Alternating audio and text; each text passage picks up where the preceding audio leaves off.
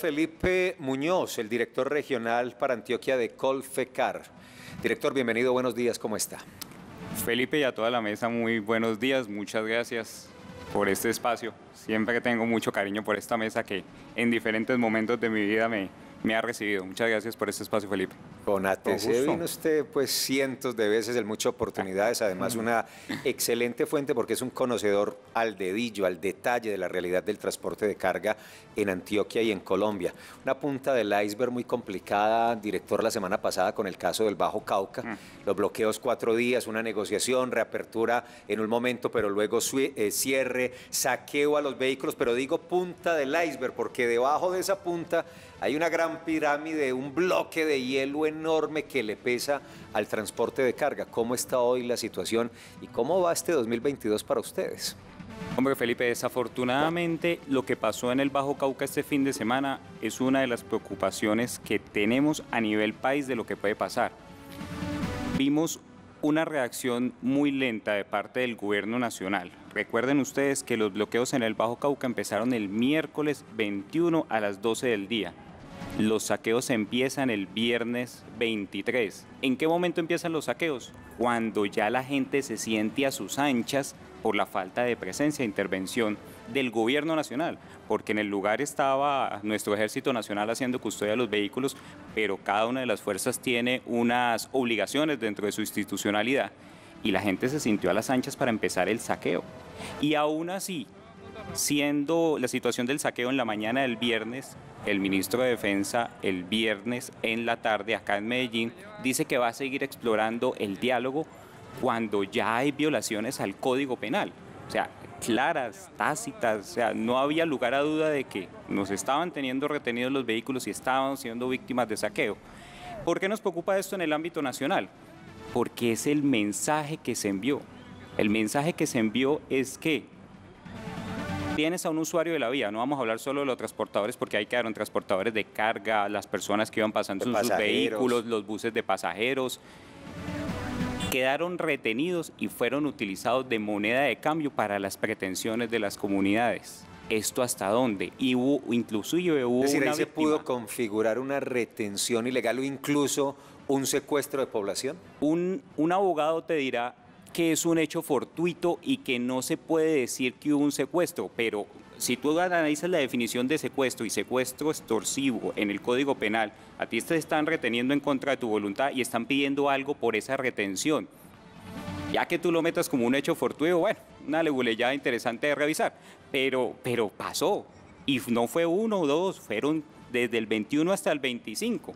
Porque otro momento es cuando la señora ministra de Minas a las 5 de la tarde anuncia que ya se levantó. Otra muestra de la falta de conocimiento de cómo se manejan esas situaciones. ¿Por qué? Porque cuando se hacen esas negociaciones uno tiene que esperar a que haya socialización con los diferentes frentes y no salir y generar un tipo de anuncios así, porque nosotros recibimos el anuncio y bueno, prepare para salir de la zona, a sus transportadores, listo, salgan de los parqueadores, salimos a la fila y seguíamos bloqueados. Nunca hubo, el despeje de vías se da cuando hay intervención de la fuerza pública, que es la que anuncia el señor coronel Sierra y el señor coronel Mazo a las 17 horas del domingo. Domingo, o sea, después. realmente, y dicen que fueron fructíferas las negociaciones. ¿Cómo que fueron fructíferas las negociaciones? Negociamos el Código Penal, negociamos que se siga afectando las 70.000 hectáreas del Bajo Cauca que ya están afectadas por temas de minería. O sea, el que ha hecho un sobrevuelo en el Bajo Cauca se le sale una lágrima de ver cómo está destruido. Y realmente las negociaciones, fruto de las negociaciones no fue la apertura de la vía.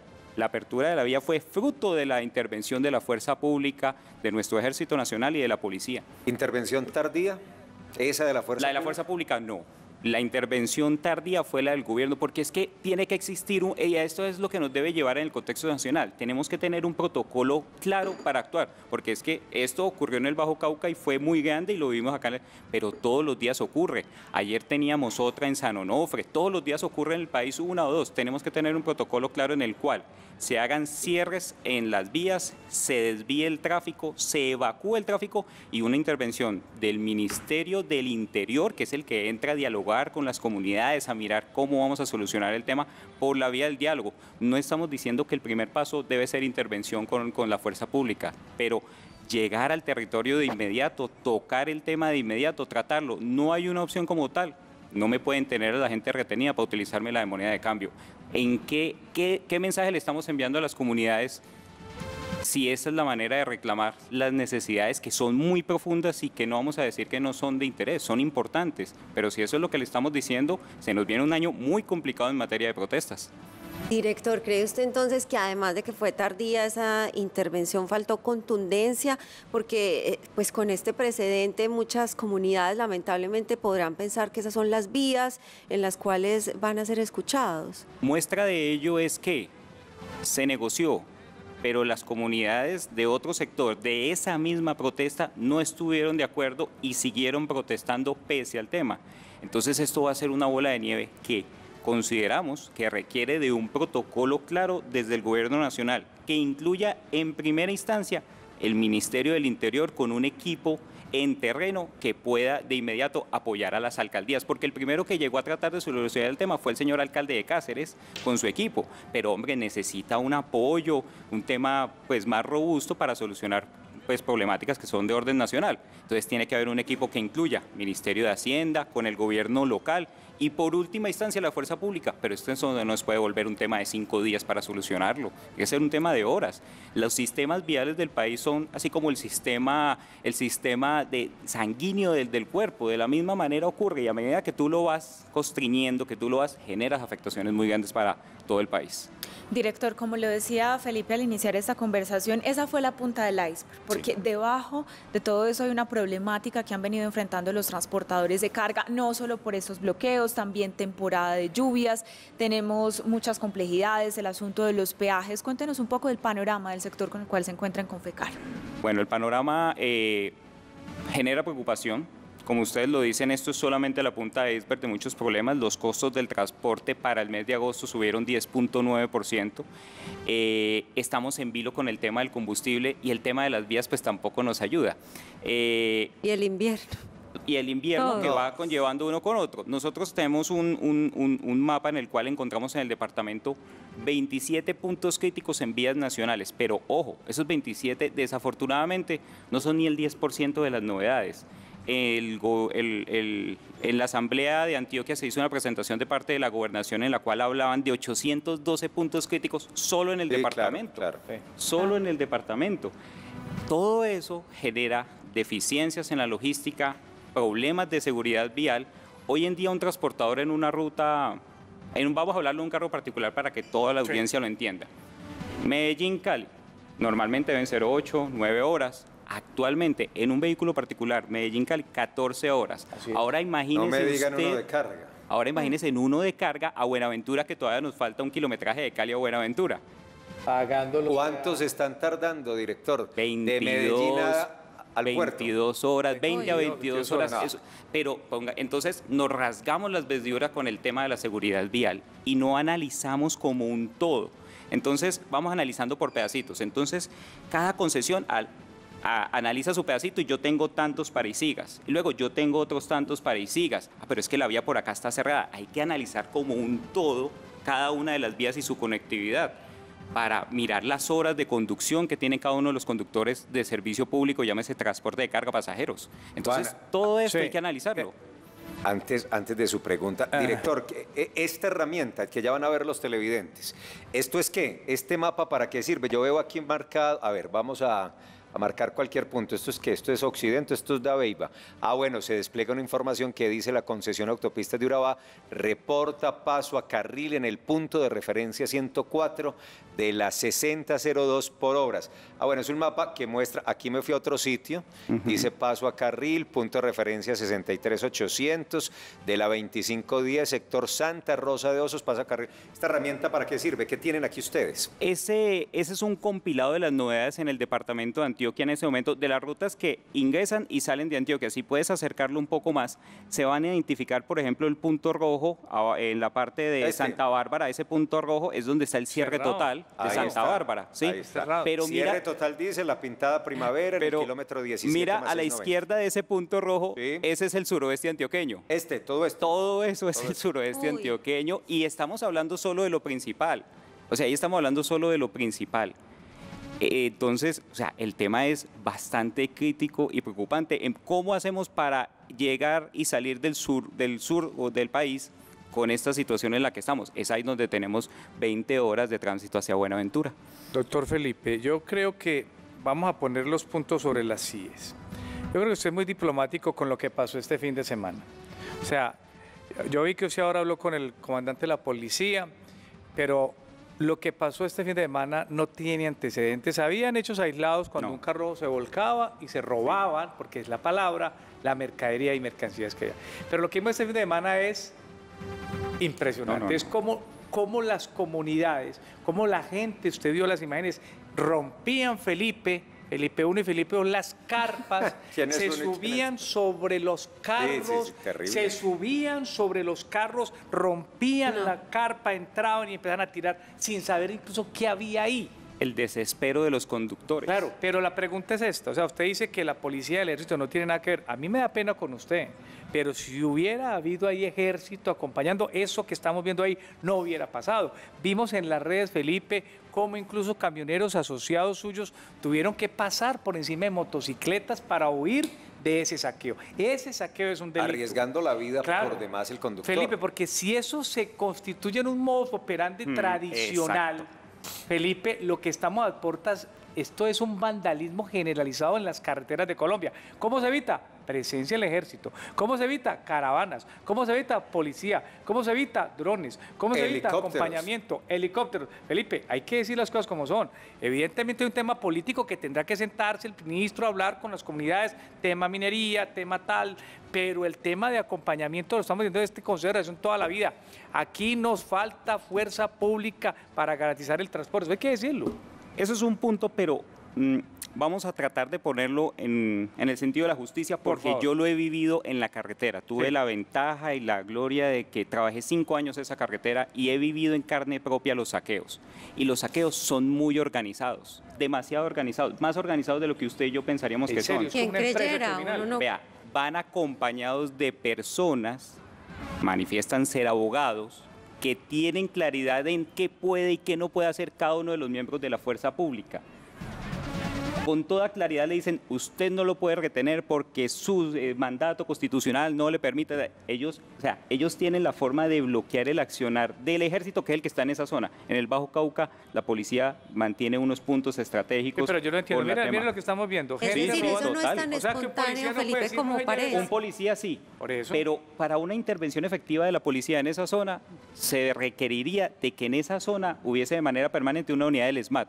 La unidad del SMAT más cercana a ese sector es la de Montería. Felipe, es que mire esa gente montándose por la carrocería, mire el señor que se subió por el parabrisas a romper, eso es un delito. No, total, ahí hay daño a bien ajeno, ahí hay hurto, para mí hubo retención, o sea, hay todos los delitos como tal, pero una estación de policía como la de Jardín, no sé, tendrá 30 policías. Bajo Cauca, sí. 30 policías. ¿Cómo hace para controlar una turba de esos? Pues te digo, sería necesario tener un comando, al menos en Caucasia, que tuviera una capacidad de reacción con SMAT, porque no hay una unidad SMAT cercana a esos puntos, no la hay, Medellín o Montería. Mientras que tú mueves una tanqueta del SMAT, que es un camión de Medellín a Montería, a ese punto, ¿cuántas horas son? Con la vía bloqueada. Bueno, esa es la realidad. Hablemos, Felipe, de la canasta del transporte. Usted toca ahorita el tema combustibles. ¿Cuál es la percepción que tiene Colfecar del tema de los combustibles y los incrementos? Pero además de la canasta propia, del incremento en el valor de las llantas, los propios vehículos, ¿cuánto están costando hoy pensando en hacer reposiciones? ¿Cómo está ese asunto? Bueno, el tema en ese aspecto está muy complicado y vamos a enfocarnos en cómo podemos mejorar la situación frente a lo que se nos viene. ¿Por qué? Porque con el tema de los anuncios de alzas de combustible que se están haciendo y todo lo que está pasando en el contexto internacional, Colombia está en riesgo de perder una ventaja competitiva muy grande que tiene, y es la de ser un país productor y refinador de combustible. Si tú miras lo que está pasando en el mundo, todos los países que son productores y los que son refinadores aprovechan esa ventaja competitiva y nosotros estamos renunciando a eso. El combustible representa para nosotros el 40% de la canasta de costos, o sea, es uno de los que nos golpea mucho más duro. Y decimos que no lo podemos controlar y lo sometemos al tema internacional, que es el precio de referencia del Golfo de México. pagamos el costo de oportunidad para que se nos sea vendido como tal. Pero ahí tenemos que hacer un análisis muy juicioso, Minhacienda, Mintransporte y Minminas, de cómo vamos a hacer como país para no renunciar a esa ventaja competitiva que tenemos. Porque es que si tú lo miras en el contexto más general, amplía uno un poco el zoom, tenemos una reforma tributaria que puede golpear muy duro todo el empresariado colombiano, con los alzas de los precios del combustible, o sea que vamos a incrementar todos los costos de la logística y el transporte, podemos llegar al riesgo de hacer inviable el país para la producción. Y eso conlleva a un problema social, porque un país en el cual no hay trabajo tiene un problema social. Entonces, tenemos que hacer un análisis completo. Entonces, vamos a renunciar a esa ventaja competitiva, es necesario hacer un análisis para tener una tarifa diferencial para el transporte público y que eso no impacte. Por cada 1.000 pesos que sube los precios de los combustibles, sube 0.68 la inflación, y la inflación hoy en día ya está en 10.86. Nos vamos a hacer inviables. O sea, no podemos llegar a ese punto. Entonces, eso es un punto muy importante. Eso lo podemos de alguna forma controlar. Hay cosas que no podemos controlar. Precio del dólar, sube repuestos, las llantas han subido impresionantemente, los seguros han subido un 13%. ¿Por qué? Porque todo viene del exterior, entonces ese precio nos impacta muy duro. Lo que podemos controlar, tenemos que controlarlo. ¿Qué controlamos? Precio de combustible porque es nuestro. ¿Qué controlamos? Seguridad. ¿Y qué controlamos? Infraestructura. Una infraestructura en buen estado también impacta de manera positiva los costos porque hace más eficiente el transporte. Director, ¿en cuánto están las pérdidas este año con todo esto que ha sucedido? Hombre, yo te podría decir que, bueno, en pérdidas generales, mira, solamente te voy a hablar de las pérdidas, solamente lo que pasó 5 días en el Bajo Cauca representó unas pérdidas de 150.000 millones de pesos. Solo lo que pasó en el Bajo Cauca, 150.000, y estamos hablando solamente de los valores de los fletes generados. O sea, las pérdidas a la cadena productiva, sí, porque ahí vienen muchos productos importados para la elaboración de productos acá. La pérdida, o sea, tocaría hablar con Andy y con Fenalco a ver cómo fue la pérdida que ellos tuvieron, pero solo nosotros reportamos pérdidas por 150.000 millones. Ahora imagínense lo que está generando el suroeste. En pérdidas. La pérdida, la posibilidad tan grande que estamos perdiendo, por ejemplo, con todo el tema de tener la zona más grande de aguacatejas del país, que queda en Urrao, para no exportarla, cuando pagan muchos dólares por un aguacate en Estados Unidos.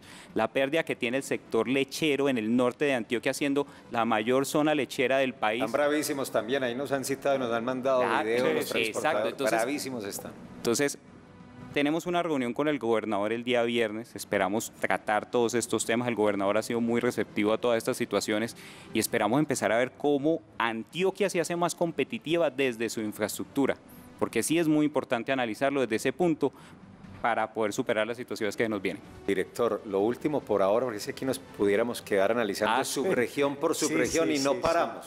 No paramos y nos quedaríamos ahí, pero también aprovecharlo para hacer una revisión de algo que nos tiene muy preocupados y es la altísima accidentalidad, siniestralidad, que está faltando control de parte de los transportadores, autorregulación, revisión. ¿Qué pasa? Porque estamos viendo cada día, bueno, un asunto es de los volqueteros, es un gremio aparte, pero también mire lo que acaba de pasar aquí bajando, saliendo del túnel de occidente hacia el occidente cercano. ¿Y qué está pasando con ustedes y con esa alta siniestralidad? Mira, te puedo manifestar que para las empresas de transporte de carga son las más interesadas en bajar la siniestralidad, porque para nosotros, además de los problemas que se pueden generar con un vehículo, con el operador, el riesgo de la persona, a medida que aumenta la siniestralidad, aumenta el costo de los seguros. Para nosotros es un factor importante, como te dije, es un 13% dentro de la canasta. Entonces es un análisis que nos toca hacer de cómo esa siniestralidad. Entonces, como empresa, para nosotros no es un tema solamente de hacer campañas y poner unos saltimbanquis, no, o sea, para nosotros es un tema económico y de eficiencia. Hay una relación directa entre la eficiencia logística y la seguridad vial, y mucho más en las carreteras de este departamento. ¿Por qué? Porque tenemos muchas vías de un solo carril. Cualquier accidente solo lata son horas para levantarlo, y es pérdidas de eficiencia económica. Entonces nosotros hacemos un esfuerzo muy grande con nuestras empresas, nuestros colaboradores, con apoyo con la Agencia Nacional de Seguridad Vial, para hacerles a ellos interiorizarles este tema de la seguridad vial. Pero el tema es que requiere de controles en las vías, requiere controles del tema del alcohol. Todavía tenemos, es increíble que hoy todavía en día tenemos miles de multas por temas de personas que consumen alcohol. El tema de las motos en el país no puede ser un tema por parches. Si usted baja por la vía a la costa, usted ve cascos hasta Yarumal. De Yarumal para allá no se utilizan cascos. Y sigue así casi hasta Cartagena. Total. O sea, el código de tránsito es por parches. ¿Sí? No se maneja, o sea, el tema de las motos es un tema a controlar. Y la cantidad del parque automotor que hay, es que el 50% del parque automotor del país son motos. Entonces ahí hay un foco muy grande para Pero trabajar. ustedes están poniendo su cuota, sus conductores están conscientes, preparados, duermen bien. Ya nos dice un tema muy preocupante el consumo de alcohol en las vías y la conducción. Esos vehículos cuando salen a la vía están revisados, hay un checklist como cuando viaja un avión, chuleado, listo, estamos listos para salir. Hay un aporte muy importante que también requiere de parte del gobierno nacional y es el tema de la formalidad. ¿Por qué el tema de la formalidad es muy importante? En Colombia hay 3.600 empresas de transporte de carga, por darte un número general. De esas 3.600, un porcentaje muy pequeño hace una operación juiciosa de hacerle seguimiento a sus conductores. ¿Por qué lo hacen? Porque en el momento que yo tengo un accidente, la aseguradora me revisa absolutamente todo. A qué hora el transportador inició ruta, cuántas horas de conducción llevaba. O sea, yo te lo digo, no lo hacemos porque, más allá de la responsabilidad social, es porque es un tema económico que tenemos que cuidar. Entonces nosotros hacemos la labor, pero es muy importante hacer una revisión de todas esas empresas que solamente se dedican a generar manifiesto de carga, porque son estas las que no tienen ningún control de sus conductores. Entonces ahí hay también una relación muy importante de formalidad con seguridad vial, y eso es un tema del Ministerio de Transporte con la Superintendencia de Transportes, más allá de lo que puede hacer la Agencia Nacional.